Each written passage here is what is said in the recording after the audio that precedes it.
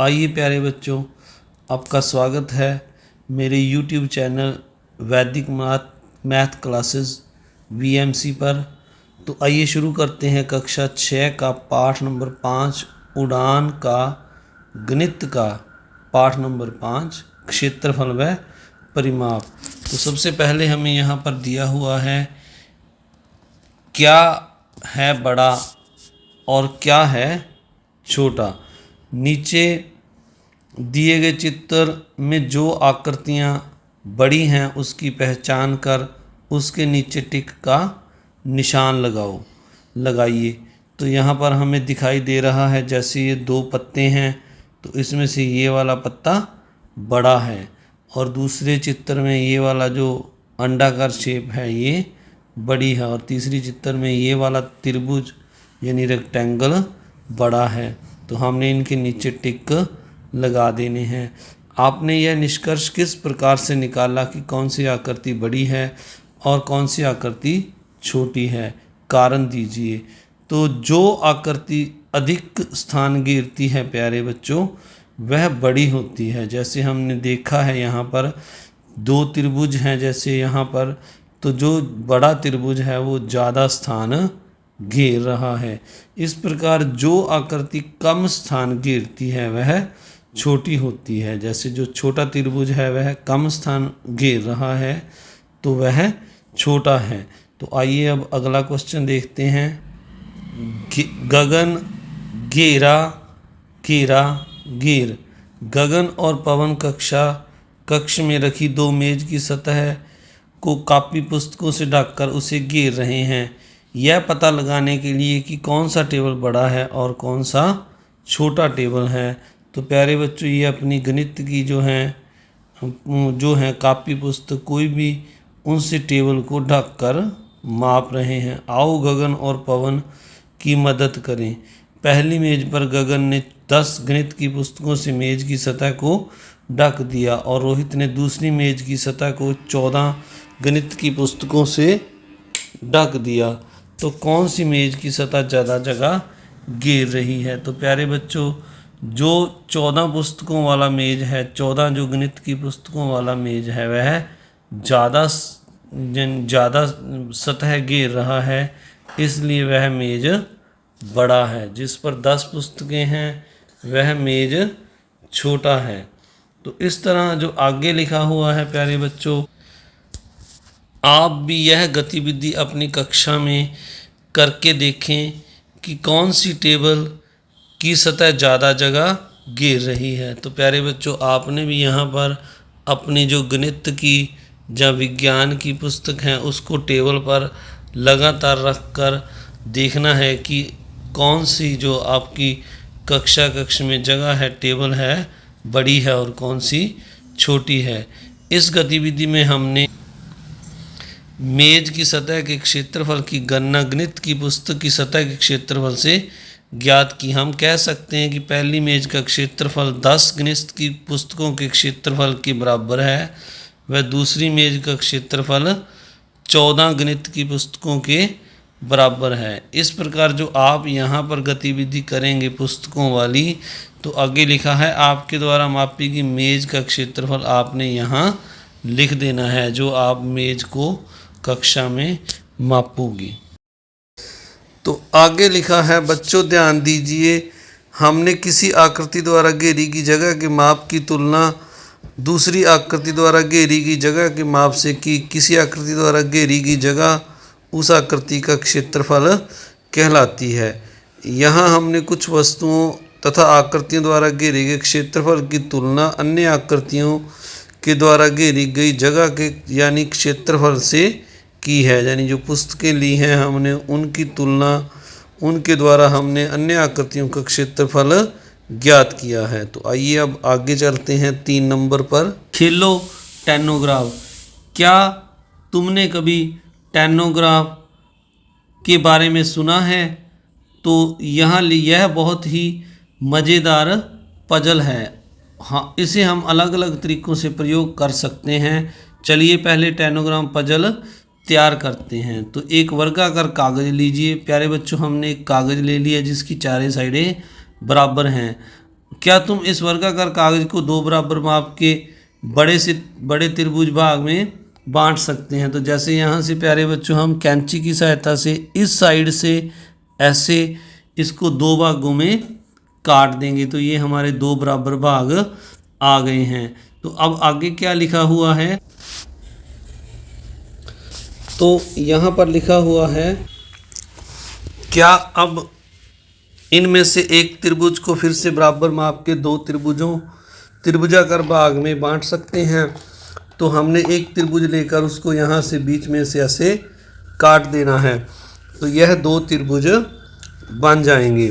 अब आगे क्या लिखा हुआ है? अब दूसरे त्रिभुजाकार भाग में से चित्रानुसार फोल्ड करके त्रिभुजाकार भाग को काटकर अलग कर लीजिए। तो हमने जो दो भाग बनाए हैं इनको यहाँ पर साइडों पर रखकर जो पहले हमने ऐसा ही, तो प्यारे बच्चों मैं आज छत पर बैठकर ये वीडियो बना रहा था तो इस समय बाहर से काफ़ी शोर आ रहा है, तो मैं आपको एक बार फिर से बता देता हूँ। हमने ये जो दो त्रिभुज बनाए हैं इनको यहाँ साइडों पर रखकर ये जो पहले बड़ा एक ऐसा पहले जो बड़ा त्रिभुज बना था मैं आपको दिखाता हूँ। इस डायग्राम में हमने ये दो जो बड़े त्रिभुज बनाए थे इनमें से एक को हमने यहाँ बीच में से काट लिया और दूसरे त्रिभुज को हमने ऐसे ही रख लिया। तो ये वाला भाग लेकर हमने जो ऊपर दोनों त्रिभुज हमने काटे हैं ये वाले ये किनारों पर रख लिए हैं और ये जो बड़ा त्रिभुज ऐसा पीछे मैंने आपको भी दिखाया है तो उसको हमने यहाँ सेंटर में लगा दिया है। तो इस प्रकार यह हमारे पास जो आकृति बन गई है यह एक समलम है।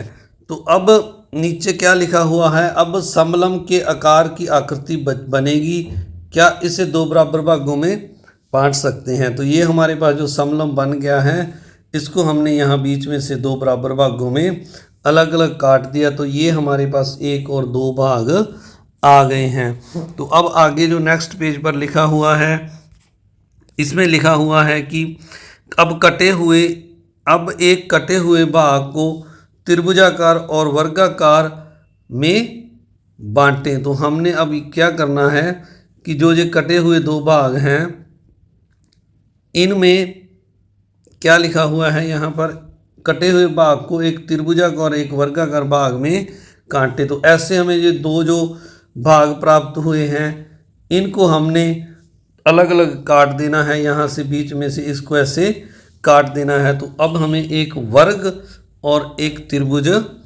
प्राप्त हो गया है। दूसरे भाग में से त्रिभुजाकार और समांतर चतुर्भुज बनाना है। तो जो दूसरा भाग है उसको हमने इस तरह काटना है जैसे मैं आपको बताता हूँ। इस पहले भाग में मैं इसको ही थोड़ा सा आपको, चलो मैं पिछले वाले भाग में आपको बताता हूँ कि इसको हमने कैसे काटना है। तो ये जो दूसरा भाग हमारे पास बच गया है इसको हम देखते हैं। तो इसमें हमें ये पहले वाला जो भाग है प्यारे बच्चों तो इसको हमने कैसे काटना है? तो इसको हमने समांतर चतुर्भुज में काटना है। तो इसको हम यहाँ से जो है यहाँ से इस लाइन के समांतर यहाँ से हम एक ऐसे समांतर लाइन लगाकर ये जो बच गया है दो भाग हो गए हैं यहाँ से, जैसे हमें अगले डायग्राम में एक ये त्रिभुज बन गया है और एक यह समांतर चतुर्भुज बन गया है। जैसे यहाँ पर हमें ये अलग अलग करके दो भाग दिखाए गए हैं, एक समांतर चतुर्भुज और एक त्रिभुज। ऊपर हमारे पास एक वर्ग है और एक ये समकोण त्रिभुज है। तो अब इसमें पूछा गया है कुल कितने टुकड़े मिले। तो जब इसको हमने काटा तो हमें दो टुकड़े मिले। इन टुकड़ों में कितने त्रिभुज हैं? डैश त्रिभुज हैं। तो एक यह हमारे पास त्रिभुज है तो हमने यहाँ पर एक त्रिभुज लिख दिया है। अब नीचे जो हमें लिखा हुआ है अपने टेनोग्राम के टुकड़ों पर नंबर लिख दो तो अच्छा होगा। जो हमने पीछे भाग बनाए हैं सारे उन पर अलग अलग से हमने इस तरह नंबर लिख देने हैं। तो हमारे पास एक समांतर चतुर्भुज आया था, अभी जो ऊपर देखा है हमने एक त्रिभुज आया था। जो पहले हमने इससे आकृति काटी थी उसमें एक वर्ग और एक त्रिभुज आया था। और इससे पहले हमने एक बड़े त्रिभुज के दो छोटे त्रिभुज काटे थे, तो एक उसमें से जो बच गया था वो ये त्रिभुज आ गया था, और जो शेष हमारे पास दो त्रिभुज रह गए थे जो हमने शुरू में काटे थे। तो इस तरह, तो आगे यहाँ पर लिखा हुआ है, इन टुकड़ों को फिर से जोड़ो, इन टुकड़ों को ऐसे जोड़ो कि फिर से वर्गाकार आकार मिल जाए। तो प्यारे बच्चों, ये जो टुकड़े हमने, आपने इन टुकड़ों को जो अलग अलग पीछे हमने बनाए थे कैंची से काट के, इनको और तरीके से भी जोड़ सकते हैं, जैसे यहाँ पर दिखाया गया था। तो मैंने इनके अलग अलग पार्ट्स में नंबर लिख दिए हैं, जैसे यहाँ पर 1 2 3 6 4, ये अलग अलग मैंने इनके नंबर यहाँ पर दे दिए हैं। तो अब यहाँ पर हमें जो पहला सवाल पूछा गया है, नीचे यहाँ लिखा हुआ है, ऐसे एक जैसी आकृतियों के जोड़े ढूंढो। तो हमने क्या करना है, ये जो हमारा ऊपर आकृति बनी है, ये जो हमने 10 ग्राम बनाया है, इसमें हमने एक जैसी आकृतियों के जोड़े ढूंढने हैं। तो अगर प्यारे बच्चों हम इसको ध्यान से देखें तो 1 नंबर जो आकृति है, 2 नंबर, 3 नंबर, 5 नंबर और 7 नंबर, ये सारी एक जैसी आकृतियाँ, यानी ये सारे त्रिभुज हैं। और इसके अलावा जो आकृति 4 और 6 बच गई है, ये 4 भुजाओं से बनी हुई बंद आकृति है, तो यह हमारे सारे चतुर्भुज हैं। तो इस तरह हमने इन आकृतियों को अलग अलग छांटना था, अलग अलग ढूंढना था। अब यहाँ पर पूछा गया है, किन आकृतियों का क्षेत्रफल समान लग रहा है। तो प्यारे बच्चों, एक बार फिर से हम इन आकृतियों को देखते हैं। तो जैसे यहाँ पर ये सबसे पहले आकृति 1 और 2 है, ये समान लग रही हैं, तो इनका क्षेत्रफल हम समान लिख देंगे। फिर ये 3 और जो 5 आकृति है, ये त्रिभुज दोनों समान हैं, तो इनका क्षेत्रफल भी समान है। तो हम यहाँ पर लिख देंगे कि जो आकृति 1 व 3 और आकृति 1 व 2 और आकृति 3 व 5 समान लग रही हैं। तो अगला जो सवाल है, यहाँ लिखा है, किस आकृति का क्षेत्रफल अन्य आकृतियों का आधा लग रहा है। तो प्यारे बच्चों, जो हमारे पास ये जो आकृतियाँ आपको नज़र आ रही हैं, आकृति 3 व 5, ये जो छोटे त्रिभुज हमें नज़र आ रहे हैं 3 और 5, अगर हम आकृति इनका क्षेत्रफल देखें तो ये आकृति 6 है, इसका यह लगभग आधा नज़र आ रहा है, इस आकृति का यह आधा नज़र आ रहा है, क्योंकि अगर इन दोनों त्रिभुजों को इसमें सेट कर दें तो यह हमारा इस प्रकार अगर हम देखें तो यह पूरा हमारा 2 त्रिभुज इसमें आ जाएंगे। तो इसलिए हम यहाँ पर अगले पेज में यहाँ लिख देते हैं, जो आकृति हमारी 3 और 5 है, उसका क्षेत्रफल 3 और 5 का क्षेत्रफल आकृति 6 का आधा लग रहा है। तो आइए प्यारे बच्चों, अब नेक्स्ट सम देखते हैं। इसमें लिखा हुआ है, आकृति नंबर 5 त्रिभुज पूरे वर्गाकार क्षेत्र को कितनी बार ढक सकती है। पहले अनुमान लगाइए और बाद में माप कर सही उत्तर पर पहुँचें। तो जो हमारी आकृति 5 है, एक बार फिर से आप देख लीजिए, ये जो छोटा त्रिभुज है, अगर हम इसकी बात करें, ये 5 नंबर वाला जो त्रिभुज है, तो यह इसमें कितने, इस जो हमारा ये जो वर्ग है पूरा, इसमें कितने ये 5 वाले जो आकृति वाले त्रिभुज हैं ये आ जाएंगे। तो इस प्रकार अगर हम देखें प्यारे बच्चों, तो इस त्रिभुज के आकार के अगर हम एक त्रिभुज यहाँ से ऐसे बना लें और एक त्रिभुज ऐसे बना दें, तो ये जो है हमारे त्रिभुज हैं जो दोबारा से बनाते हैं इसको। तो एक तो ये वाला प्यारे बच्चों, इस त्रिभुज को हम इस लाइन को यहाँ से ऐसे बढ़ा दें, तो यह 5 नंबर आकृति जितना त्रिभुज बन रहा है, इसका हम आधा ऐसे कर दें, तो यह भी 5 नंबर आकृति जितना त्रिभुज बन रहा है। तो इस प्रकार यह 3 त्रिभुज इस जगह में आ रहे हैं। इस प्रकार अगर हम इस त्रिभुज को, इस 5 नंबर त्रिभुज को काट कर इस पूरे आयत में सेट करेंगे, तो इस पूरे वर्ग में ये 16 जो वर्ग हैं, त्रिभुज हैं, ये पूरे आएंगे। तो हमारा जो आंसर है इस आकृति में जो आगे जो हमें खाली स्थान दिया हुआ है यहाँ पर, तो पूरे वर्गाकार भाग का क्षेत्रफल हम यहाँ लिख देंगे 16 त्रिभुज अनुमान लगाया है। और अगर हम माप कर भी लिखेंगे तो यह भी 16 ही आएगा। अब अगला क्वेश्चन लिखा हुआ है, अब आकृति नंबर 7 आकृति नंबर 4 के साथ यह प्रक्रिया दोहराइए। पहले अनुमान लगाइए, फिर माप कर अपने उत्तर की पुष्टि कीजिए। तो प्यारे बच्चों, अब वापस से हम इस 7 नंबर आकृति को पहले देखें। तो अगर हम अनुमान लगाएं इस 7 नंबर आकृति को, ये जो है इसको या इस त्रिभुज में, तो लगभग ये प्यारे बच्चों 8 के करीब त्रिभुज हैं जो इस आकृति के इसमें पूरे आ जाएंगे। अगर मैं आपको बनाकर दिखाऊं तो ये देखिए, इसी तरह इसको कर दिया, इस तरह यहाँ से इसको मोड़ दिया, तो इस तरह इस मोड़ दिया, तो ये साइडों पर प्यारे बच्चों ये 4 त्रिभुज आपको नज़र आ रहे होंगे। मैं इनको रेड कर देता हूँ, फिर आपको थोड़ा और क्लियर हो जाएगा। ये जो हैं 7 नंबर त्रिभुज वाले, ये इस तरह 4 त्रिभुज कॉर्नर पर बन रहे हैं। इस लाइन को अगर हम ऐसे लगा दें और इसको इस तरह कर दें तो इसमें ये 4 और बन गए, तो ये 8 त्रिभुज बन रहे हैं। इस प्रकार अगर हम इसको माप कर इसकी लंबाई चौड़ाई इनको माप भी लेंगे तो यह भी लगभग 8 त्रिभुज पूरे आएंगे। तो हम यहाँ पर पूरे वर्गाकार भाग का क्षेत्रफल 7 नंबर आकृति को लेकर है, तो यहाँ पर हम 8 त्रिभुज अनुमान लगाकर बता रहे हैं, और अब हमने माप कर भी देखेंगे तो 8 त्रिभुज आएंगे। अब आकृति 4 के साथ यह प्रक्रिया दोहराइए। अब हमने जो आकृति नंबर 4 है उसके साथ इसको फिर से करना है। तो आकृति नंबर 4 प्यारे बच्चों जो हमारी है ये एक वर्ग है। तो अब अगर हम देखें इस आकृति 4 को, तो ये लगभग जो वर्ग हैं, अगर हम इस वर्ग को यहाँ कॉर्नर पर इस तरह से सेट करें तो इस तरह से इस आकृति में ये प्यारे बच्चों ऐसे 3 वर्ग आएंगे, और 3 दूसरी लाइन में आएंगे और 3 तीसरी लाइन में आएंगे। तो इस तरह अगर हम अनुमान से बताएं तो यह 9 त्रिभुज बनते हैं। और अगर हम इस त्रिभुज जो 4 नंबर वाला हमारा त्रिभुज है इसकी लंबाई चौड़ाई माप लें, यानी भुजा माप लें और इनकी भुजा माप लें, तो यह हम माप कर बता सकते हैं कि इस आकृति में जो है इस 4 नंबर आकृति वर्ग आएंगे। तो यहाँ पर हम 9 वर्ग लिख देंगे। तो अब आगे जो लिखा हुआ है यही प्रक्रिया बची हुई आकृतियों को लेकर भी की जा सकती है।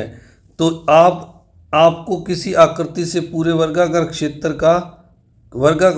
का क्षेत्रफल मापना आसान व सही लगता है। तो प्यारे बच्चों, इसमें आपको जो आकृति सही लगे, जैसे ये जो बड़ा त्रिभुज 1 नंबर त्रिभुज है, इसकी सहायता से मैं अगर मापूं तो इसमें इस त्रिभुज जितना ये 2 नंबर है और ऐसे लाइन लगा दूं तो 1 नंबर जैसे यहाँ पर 4 त्रिभुज बन रहे हैं अलग अलग। ऐसे अगर हम देखें तो इससे 1 नंबर त्रिभुज से मापना मुझे आसान लगता है।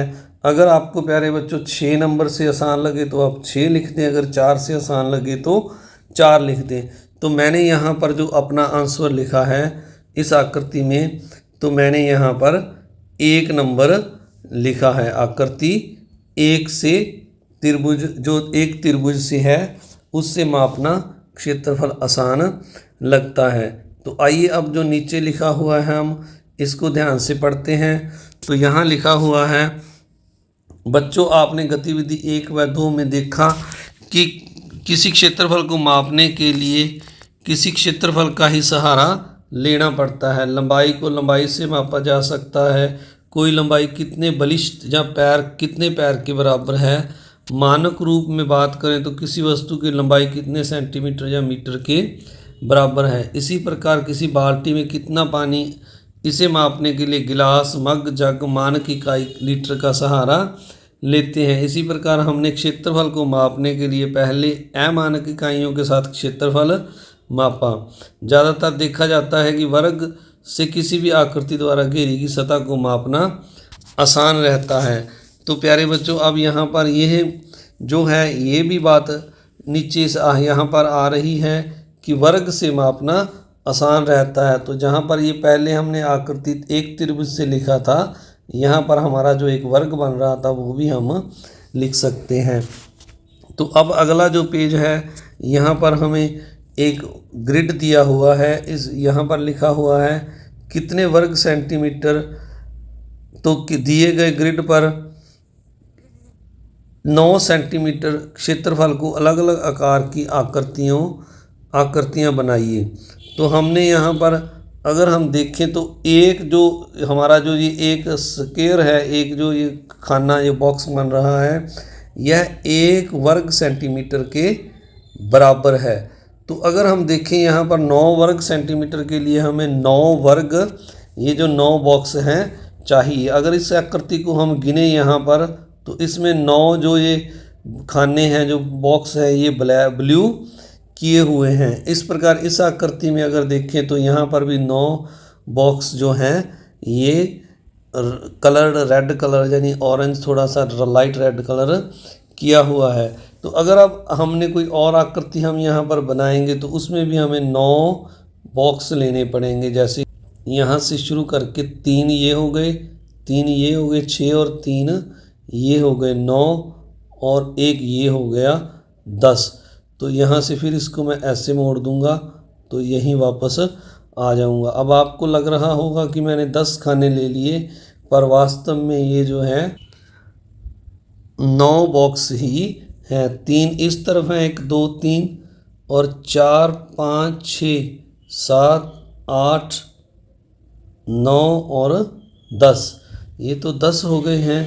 इनको एक बार दोबारा से गिनते हैं, 1 2 3 4 5 6, तो मैंने ये एक बार 2 बार गिन दिए इसको, तो 6 7 8 और 9 बॉक्स हुए हैं। इस प्रकार प्यारे बच्चों अगर आप सीधा तो इस आकृति में देखिए, ये हमने 9 बॉक्स ले लिए हैं, 1 2 3 4 5 6 7 8 और 9। तो इनको हम कलर्ड कर सकते हैं। तो अब इस तरह आपने अलग अलग आकृतियाँ बनानी हैं। अब आगे जो नेक्स्ट लिखा हुआ है, अपने आसपास कुछ छोटी छोटी चीज़ें जैसे रबड़ और क्या लिखा हुआ है, जैसे पत्ता, रबड़, माचिस की डिब्बी तथा अन्य उपलब्ध सामग्री को पेपर पर रखकर पेंसिल की सहायता से कुछ आउटलाइन बना ले। प्रत्येक चित्र का क्षेत्रफल उस आकृति में आने वाले वर्गों की संख्या गिनकर ज्ञात करें। तो प्यारे बच्चों जैसे हमने ऊपर वर्गों को गिनकर 9 वर्ग सेंटीमीटर क्षेत्रफल के लिए 9 वर्ग बनाए थे, तो यहाँ हमने क्या करना है, वर्ग गिनते समय हम इन नियमों को ध्यान में रखें। तो पहले हम वो नियम पढ़ लेते हैं, वर्ग गिनते समय कौन कौन से हमने ध्यान रखने हैं। तो जो वर्ग आकृति क्या पर लिखा हुआ है, जो वर्ग यहाँ क्या पर लिखा हुआ है, जो वर्ग आकृति में पूरा है उन्हें पूरा वर्ग गिना जाएगा। जो वर्ग आकृति में आधे हैं उन्हें आधा वर्ग गिना जाएगा। जो वर्ग आधे से बड़े हैं उन्हें पूर्ण वर्ग गिना जाएगा। जो वर्ग आकृति में आधे से कम है उन्हें नहीं गिना जाएगा। तो यानी जो पूरा है उसे 1 गिना जाएगा, जो वर्ग आधा है उसे आधा गिना जाएगा, और जो वर्ग आधे से बड़ा है उसे 1 गिना जाएगा। जो आधे से कम है उसे नहीं गिना जाएगा। तो यहाँ पर हम आकृति में देखें अगर ध्यान से, तो यहाँ पर हमने अलग अलग मैंने आपके लिए आकृतियाँ बनाई हैं। तो जैसे पहले आकृति में मैंने यहाँ पर एक लीफ पत्ता बनाया है। तो अगर हम इसके वर्गों को गिने तो यहाँ पर जो पूर्ण वर्ग हैं ये 4 वर्ग पूरे हैं। और अब अगर देखें आधे से ज़्यादा, तो यहाँ मैं 4 लिख देता हूँ। आधे से ज़्यादा अगर हम गिने तो ये वाला और ये वाला और ये जो है आधे से ज़्यादा हैं, यानी 4 जो हैं आधे से ज़्यादा हैं। तो अब हम इनको यहाँ थोड़ा नीचे करके लिखते हैं, आधे से ज़्यादा हैं जो, और जो आधे से मतलब आधे हैं, लगभग आधे हैं। तो अगर हम उनको गिने तो यहाँ पर अगर हम इस आकृति को देखें 1 और 1 इसको देखें तो ये आधे से लगभग आधे के बराबर हैं। तो ये हमारे 2 आधे के बराबर हैं। अब अगर हम आधे से कम वाले बॉक्स को देखें तो मैं आपको दोबारा से इसको थोड़ा एक बार साफ़ करके दोबारा दिखाता हूँ। आधे से कम वाले 1 2, ये जो लाइन के अंदर आ रहा है, इसकी बात हम कर रहे हैं। तो एक ये 3 और एक यहाँ पर है 4 और एक यहाँ पर है 5 और एक यहाँ पर है 6 और एक यहाँ पर है 7। तो ये लगभग 7 बॉक्स हैं। तो अब हम इनको यहाँ पर बॉक्स में अगले जो है सारनी हमारी है वहाँ पर लिखते हैं। तो देखिए मैंने यहाँ पर लिखा है, जो पूर्ण वर्ग हमारे 4 थे और आधे वर्ग 2 थे और आधे से बड़े 4 थे। आधे से कम यहाँ पर हमने अभी 6 गिने हैं, तो हम यहाँ 6 कर देते हैं। तो अब हमने कुल वर्ग जो गिनने हैं, जो कुल वर्ग अगर हम देखें तो 4 और जो ये आधा आधा है 2 बने हैं आधे आधे, तो ये 1 हो गया प्यारे बच्चों।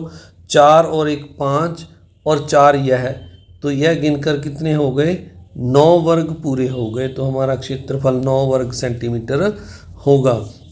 तो आपने जो आधे से कम है ये 7 जो है इनको नहीं यहाँ पर लिखना है। तो आइए अब अगला जो है रबड़ के लिए हमने डायग्राम को दोबारा से देखते हैं। तो यह सेकंड नंबर पर मैंने इस तरह से रबड़ इरेज़र जो होती है आपकी उसको लेकर यहाँ पर उसका डायग्राम बनाया है। तो इसमें अब हम देखें तो जो पूरे पूर्ण वर्ग हैं वो यहाँ पर आपको दिखाई दे रहे हैं। ये 6 पूर्ण वर्ग हैं। इसमें आधा कोई नहीं है, ना ही आधे से बड़ा है और ना ही आधे से छोटा है। तो हम जो हमारी अगले पेज पर डायग्राम है उसमें हम यहाँ पर इसको लिख देंगे कि 6 जो है इसमें पूर्ण बॉक्स हैं, आधा कोई नहीं है, बड़ा नहीं है आधे से कोई और छोटा नहीं है। तो 6 कुल वर्ग आ गया है और कुल क्षेत्रफल भी 6 वर्ग सेंटीमीटर आ जाएगा। अब जो हमारी अगली आकृति मैंने ली है, 1 रुपये का जो सिक्का होता है उस आप कोई भी गोल आकृति ले सकते हैं। जैसे यहाँ मैंने एक गोल सिक्का लेकर इसको बनाने की कोशिश की, तो आप गिन सकते हैं इसमें जो पूर्ण बॉक्स हैं 1 नज़र आ रहे हैं, वो हमारे 1 2 3 और 4 नज़र आ रहे हैं। और जो आधे से बड़े बॉक्स नज़र आ रहे हैं 1 2 3 4 बॉक्स जो हैं आधे से बड़े नज़र आ रहे हैं। और जो आधे से छोटा जो है आधा वर्ग के लगभग नज़र आ रहा है, ये वाला वर्ग आधा नज़र आ रहा है। और अगर हम देखें आधे से कम, तो आधे से कम यहाँ पर ये वाला जो है हमें 1 बॉक्स नज़र आ रहा है आधे से कम। तो आइए अब इसको हम सारणी में लिखते हैं। तो आइए अब हमने यहाँ पर इसको सही करके भरते हैं, ये थोड़ा गलत भरा गया था। तो पूर्ण जो वर्ग हैं हमारे वो 4 थे और आधे से जो बड़े वर्ग थे वो भी 4 थे, आधे से कम 1 था और आधा वर्ग हमारा 1 आधा वर्ग आया था। तो अब हमारा जो क्षेत्रफल है अगर हम देखें तो 4 यह और 4 यह पूरे बॉक्स हैं और 1 आधा बॉक्स है। तो हम आधे को इसके साथ यहाँ पर हाफ लगाकर लिख देंगे 8 से ही 1/2, यानी 8 पूरे और 1 आधा। तो यहाँ पर भी हम 8 वर्ग सेंटीमीटर के साथ 1/2 लगा देंगे। तो 8 से ही 1/2 वर्ग सेंटीमीटर इसका सिक्के का क्षेत्रफल आ जाएगा। इस तरह प्यारे बच्चों ये जो 2 बॉक्स मैंने छोड़े हैं, आपने और आकृतियाँ लेकर उनका क्षेत्रफल यहाँ पर आप लिख सकते हैं। तो बाढ़ के माप, रोहित अपने पिताजी के साथ खेत में गया। वहाँ जाकर उन्होंने देखा कि कुछ आवारा पशु खेत में घुसे हुए हैं और खेत में खड़ी फसल को खराब कर रहे हैं। यह सब देखकर रोहित और उसके पिताजी बड़े परेशान हुए। यानी रोहित के खेत में ये जो आवारा पशु खड़े हुए हैं और उसकी फसल को खराब कर रहे हैं, तो उन्हें बड़ी परेशानी हुई। तो अब आगे अगले पेज पर क्या लिखा हुआ है, अगले पेज पर लिखा हुआ है कि अब रोहित व उनके पिताजी समस्या के समाधान में आप रोहित और उनके पिताजी की समस्या के समाधान में सहायता कीजिए। सोचकर बताइए कि क्या किया जाए जिससे वे लोग आवारा पशुओं से अपनी फसल को बचा सकें। तो उनको क्या करना चाहिए, खेत के चारों ओर तार की बाड़ लगा देनी चाहिए ताकि आवारा पशु उनके खेत में अंदर यहाँ से बाढ़ से अंदर ना आ सकें। तो बच्चों, रोहित ने अपने पिताजी को खेत के चारों ओर तार की बाड़ लगाने का सुझाव दिया। शायद आप में से कुछ बच्चों के ने तार की बाड़ के बारे में सोचा होगा। क्या आप यह बता सकते हैं कि रोहित के पिताजी के खेत के चारों ओर तार लगाने के लिए कितनी लंबी तार लगानी होगी? तो प्यारे बच्चों, अब आपने इस तार की लंबाई ज्ञात करनी है जो खेत के चारों ओर उन्होंने ये तार जो लगा दी है। यहाँ पर आपको दिखाई दे रही है कांटेदार तार। तो ये जो तार की लंबाई 200 मीटर दी है और चौड़ाई 100 मीटर में जो खेत की लंबाई है 200 मीटर और 100 चौड़ाई है, तो ये वाली भी 200 हो जाएगी, मैंने यहाँ लिख दिया, और ये वाली चौड़ाई भी 100 हो जाएगी। तो ये चारों ओर तार लगी हुई है, तो हम इस तार चारों ओर जो तार की लंबाई है उसको माप लेंगे। पहले 200, फिर 100, फिर 200, फिर 100। ये चारों को लिखकर जब हम मापेंगे, इनको जोड़ेंगे तो ये 600 मीटर आ जाएगा। यानी उनको जो तार है वो 600 मीटर मार्केट से लेकर आनी पड़ेगी। अब आगे बच्चों क्या लिखा है? बच्चों, आपने खेत की सभी भुजाओं के माप को जोड़कर आवश्यक तार की लंबाई पता करने की कोशिश की। किसी भी आकृति की सभी भुजाओं के माप के योग को उसका परिमाप कहते हैं। तो यानी चारों ओर जो किसी आकृति की भुजाएं होती हैं उनका जो जोड़ है प्यारे बच्चों, जैसे ऊपर हमने चारों को जोड़कर 600 निकाला, तो उसको हम परिमाप कहते हैं। तो अब आगे यहाँ पर लिखा हुआ है, तो इस तरह आप समझ गए होंगे कि परिमाप किसे कहते हैं। जैसे अब आगे लिखा हुआ है, तार की बाड़ लगाने के बाद एक दिन रोहित और उसके पिताजी खेत में वापस आ रहे थे, तो रास्ते में रोहित का दोस्त सोहन बहुत परेशानी का मुद्रा में खड़ा था। रोहित के पिताजी ने सोहन व उसकी परेशानी का कारण पूछा, तो उसने क्या बताया? सोहन, पशुओं ने मेरे खेत में खड़ी फसल को खराब कर दिया है। मुझे भी अपने खेत पर आपकी तरह बाड़ लगानी है। मुझे एक नहीं 3 बार तार की बाड़ लगानी है ताकि पशु खेत में ना घुस सकें। तो जो रोहित ने अपने खेत में एक बार लगाई थी तार की, तो यहाँ पर उसने जो है सोहन, उसने यहाँ पर अगर हम देखें तो 3 चक्कर 3 बार तार लगा दी है। तो बच्चों, यदि तार 3 बार घुमानी हो तो सोहन को कितनी तार की आवश्यकता होगी? सोचिए और उत्तर दीजिए। तो इसके लिए प्यारे बच्चों, सबसे पहले हम तार की एक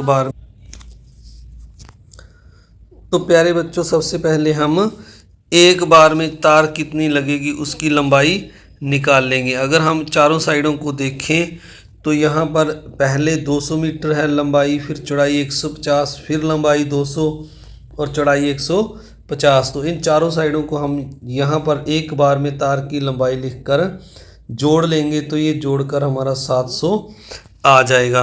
अब एक चक्कर में 700 मीटर तार लगी है। तो प्यारे बच्चों, आप देख लीजिए यहाँ पर, तो 3 चक्कर में हमारी कितनी लगेगी? 700 एक बार है, 200 बार में हमारी कितनी हो जाएगी? 700 700 1400, यानी 1400, और फिर 700 जोड़ेंगे तो ये हमारी 2100 मीटर तार हो जाएगी। तो अब हमने 3 बार जोड़ने की बजाय प्यारे बच्चों इसको 3 के साथ 700 को 3 के साथ गुना कर देना है। तो ये 3 बार में तार की लंबाई 2100 मीटर आ जाएगी। इस तरह आपने इस जो बाड़ की जो तार की लंबाई है ज्ञात करनी है। तो अब जो नेक्स्ट सम है इसमें हमें लिखा हुआ है कि जो ये जो है राम और रमन को अध्यापक ने कुछ आयताकार और वर्गाकार आकृतियों के परिमाप निकालने को कहा। आप भी इन आकृतियों के परिमाप ज्ञात कीजिए। तो यहाँ पर ये हमारे आयत हैं और ये जो भुजाएं दी हैं 8 और 2, 8 और 2, लंबाई 2 बार 8 8 है और चौड़ाई 2 बार 2 2 है। तो इनको हम जोड़ देंगे तो परिमाप हमारा 20 सेंटीमीटर आ जाएगा। इस तरह अगली आकृति में लंबाई 5 है और चौड़ाई 4 है। तो 5 2 बार है, 5 और 5 10, और चौड़ाई को देखें तो यह भी 2 बार है, 4 और 4 8, 10 और 8 हमारा 18 परिमाप आ जाएगा। तो आपने इस तरह इनको जोड़ना है। तो अगली आकृति में आप जो लंबाई है 2 बार है 10 और 10 20 हो जाएगा, और चौड़ाई को अगर 2 बार जोड़ें 5 और 5 10, 10 और 20 को जोड़ देंगे तो हमारा 30 परिमाप आ जाएगा। तो अब यहाँ पर लिखा हुआ है लंबाई कितनी बार आई, 2 बार, और चौड़ाई कितनी बार आई, 2 बार आई। तो हमारे यहाँ आगे जो लिखा हुआ है, तो बच्चों क्या इस सूत्र के आप इससे एक सूत्र के रूप में लिख सकते हैं। तो हमारा सूत्र क्या बन जाएगा, आयत के परिमाप का जो हमारी 8 लंबाई है प्लस 2 चौड़ाई है, इसको 2 के साथ हम गुना करेंगे। तो पहले हम इन दोनों को जोड़ लेंगे 8 + 2, क्योंकि दोनों 2 बार हैं तो जोड़कर इनको 10 हो जाएगा। फिर हम इनका दुगुना यानी 2 से गुना कर देंगे, तो यह 10 दूना 20 हमारा परिमाप आ जाएगा। तो अब अगर हम सूत्र की बात करें तो ये हमारा सूत्र बन जाएगा आयत के परिमाप का लंबाई प्लस चौड़ाई, फिर इसका दुगुना यानी 2 गुना लंबाई प्लस चौड़ाई। तो यह हमारा सूत्र जो है बन जाएगा। तो आइए अब आगे हमें वर्गाकार आकृति दी हुई है। वर्गाकार आकृतियाँ जैसे 3 जो है हमें यहाँ पर दिया हुआ है, वर्ग की जो भुजा है 3 दी है, तो सभी 3 3 हो जाएंगी। इनको 4 बार जोड़ेंगे तो हम 12 सेंटीमीटर परिमाप हो जाएगा। इस तरह जो अगली आकृति में 6 6 हमें दिया हुआ है, तो इन 6 को हम जोड़ेंगे 4 बार तो ये 24 आ जाएगा। तो दूसरा, अब हम वर्ग का अगर परिमाप की बात करें सूत्र की, तो यह 4 जो भुजा 4 बार आती है, तो इसको हम 4 के साथ गुना कर देंगे, 4 गुना भुजा। जैसे यहाँ पर परिमाप के लिए इसकी जो भुजाएं हैं वर्ग की दूसरे की 6 6 थी, तो इसको हमने 4 को 6 के साथ गुना कर दिया, तो यह 24 सेंटीमीटर आ गया। तो प्यारे बच्चों, जितनी भुजाएं हों उसको जितनी भुजा की एक की लंबाई है उसके साथ गुना कर देते हैं। जैसे अगली आकृति जो है हमारी एक त्रिभुज है, तो यहाँ पर अगर हम देखें नीचे दिए गए प्रत्येक चित्र में बिंदु ए से चलना प्रारंभ कर केवल बाहरी किनारों पर चलते हुए बिंदु ए पर आने के लिए कितनी दूरी तय करनी होगी। तो अब अगर हम ए से यहाँ से चलें किनारों से, तो ए पर वापस एक चक्कर में आने में हमने कितनी दूरी तय की। तो तय की गई दूरी कितनी होगी, 5 को हम 3 बार जोड़ देंगे तो यह 15 मीटर जो है दूरी आ जाएगी। तो इसके लिए भी हम सूत्र लगा सकते हैं, क्योंकि इसकी तीनों भुजाएं बराबर हैं, तो यह समबाहु त्रिभुज हो गया। तो इसके लिए 3 भुजाएं बराबर हैं तो 3 गुना भुजा कर देंगे, यानी 3 गुना 5, 5 × 15 मीटर इसकी जो है इसका परिमाप, इस आकृति का परिमाप आ जाएगा। तो प्यारे बच्चों, आगे हमें फिर से एक वर्ग दिया हुआ है। यहाँ पर बिंदु ए से शुरू करके वापस ए पर आने में तय की गई दूरी वर्गाकार आकृति का परिमाप हमने निकालना है। तो इस आकृति में 4 4 भुजाएं दी हुई हैं। यहाँ से ए से चल के हमने फिर ए तक आना है, तो 4 गुना भुजा का हम सूत्र लगा देंगे। तो 4 को भुजा की लंबाई भी 4 है, उसके साथ गुना करेंगे तो इसका परिमाप 16 मीटर आ जाएगा, चौको चौकी 16 मीटर। तो अब अगली आकृति को देखें तो यह समपंचभुज है, क्योंकि इसकी पांचों भुजाएं बराबर हैं। ए से शुरू करके हमने घूम कर वापस ए पर आना है, तो इसके लिए अगर हम पांचों को जोड़ दें तो जोड़कर 25 मीटर आ जाता है। अगर हम सूत्र की बात करें तो क्योंकि पांचों भुजाएं बराबर हैं, तो 5 गुना भुजा यानी भुजा 5 है तो 5 गुना 5 25 मीटर इसका परिमाप आ जाएगा पंचभुज का। अब अगला पेज देखते हैं, तो अगले पेज पर हमें ये जो दिया हुआ है फिर से आइसोमेट्रिक शीट का प्रयोग करके, यानी जो डॉट्स लगे होते हैं हमारे जो गणित की किताब है उसके लास्ट में पेज था पहले, अब आरंभ में है शायद। तो आइसोमेट्रिक शीट का प्रयोग करके 16 सेंटीमीटर परिमाप की अलग अलग आकृतियां बनाओ जैसे नीचे दी गई हैं। तो परिमाप 16 बताया गया है, तो 3 ये इस तरह है। तो हम अगर देखें तो ये इस तरह 3 बॉक्स हैं, 3 लंबाई है, और अगर नीचे की तरफ देखें 1 2 3 4 और 5, यहाँ तक 5 यह है, 5 और 3 इस तरह, एक ये है और यहाँ तक 4 यह है, और इस तरह ये जो लंबाई है 2 है और एक यह है। अगर इनको हम जोड़ें 5 और 1 6, 4 10, 2 12, 1 13 और 3 16, तो यह 16 परिमाप बन गया है। तो अब हमने जो अगली आकृतियाँ बनानी हैं उनका परिमाप भी हमने 16 रखना है। जैसे मैंने अगली जो आकृति बनाई है इसका परिमाप भी जो L ये दिखाई दे रही है इसका परिमाप भी 16 रखा है।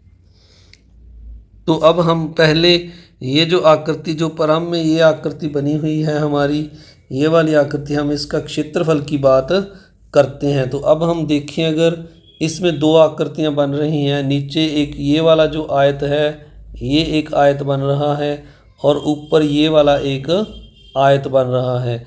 तो अब हम नीचे वाले आयत को मैंने 1 नंबर दे दिया है और ऊपर वाले को 2 नंबर दे दिया है। 1 नंबर आयत की अगर हम लंबाई देखें तो यह 4 है और चौड़ाई 1 है। अब इसको अगर हम क्षेत्रफल निकालें दोनों को मल्टीप्लाई करके तो यह 4 आ जाएगा।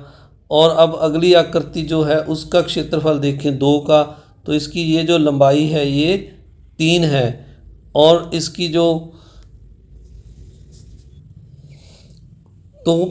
दूसरी आकृति हमारी बन रही है इसकी लंबाई 3 है और 3 को हम इस चौड़ाई 1 के साथ गुना करेंगे तो ये 3 एकम 3, तो दूसरी आकृति का क्षेत्रफल कितना आ गया 3।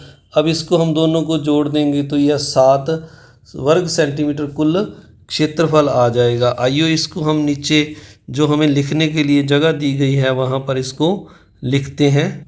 तो देखिए, मैंने पहले आकृति 1 का क्षेत्रफल ऊपर निकाला था 4 गुना 1 करके, फिर आकृति 2 का निकाला 3 गुना 1 करके, 4 और 3 आ गया और इसको जोड़ दिया तो यह 7 वर्ग सेंटीमीटर कुल क्षेत्रफल बन गया। इस तरह जो मैंने अगली आकृतियाँ 2 बनाई हैं उसमें से मैंने नीचे वाली जो टी आकृति है वो ली है प्यारे बच्चों यहाँ पर। तो आप भी अलग अलग आकृतियाँ बना सकते हैं और आपने भी इस टी जो आकृति मैंने यहाँ पर आपको दोबारा दिखाता हूँ, ये जो मैंने टी आकृति और एल आकृतियाँ ये जो 2 बनाई हैं, इन दोनों का टी और एल का आपने क्षेत्रफल निकालना है। इस तरह आप और भी 16, तो आपने इनका क्षेत्रफल लिख कर निकाल कर कमेंट बॉक्स में मुझे बताना है कि कितना आया है। इसके लिए मैंने आपके लिए यहाँ पर एक का जो सैंपल है कि इसको लिखना कैसे है, ये डैश मैंने लगा दिए हैं। यहाँ पर जो ये मैं लाल निशान लगा रहा हूँ यहाँ पर आपने इनकी लंबाई चौड़ाई लिख कर क्षेत्रफल निकाल कर मुझे यहाँ कमेंट बॉक्स में बताना है कि टी आकृति का कितना आया है और इसके बाद जो नेक्स्ट है एल आकृति है उसका कितना आएगा। तो आप सभी ने वीडियो को ज़्यादा से ज़्यादा लाइक करना है, शेयर करना है और चैनल को सब्सक्राइब भी ज़रूर करना है जो चैनल पर नए हैं। Thank you very much.